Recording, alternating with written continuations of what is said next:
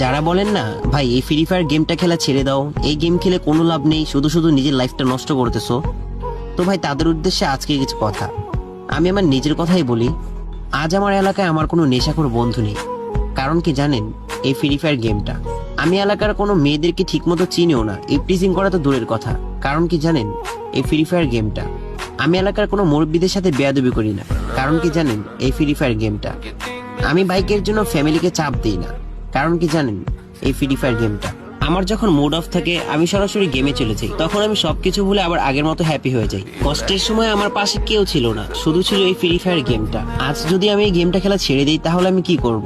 নিশ্চয়ই এলাকার বন্ধু বান্ধবদের সাথে আড্ডা দেওয়া শুরু করব, আর বন্ধুদের সাথে আড্ডা দিতে গেলে তো একটু নেশাবানি করাই লাগে। তো আস্তে আস্তে আমি নেশাখোর হয়ে যাব, বন্ধুদের বাইক থেকে জেলাস ফিল করবো, দেন পরিবারের কাছে এসে আবার বাইকের জন্য চাপ দিব, এলাকার মেয়েদেরকে প্রেজেন্ট করা শুরু করব। তো ভাই আমি গেমটা খেলে অন্তত এই সমস্ত কাজ থেকে তো বিরত আছি।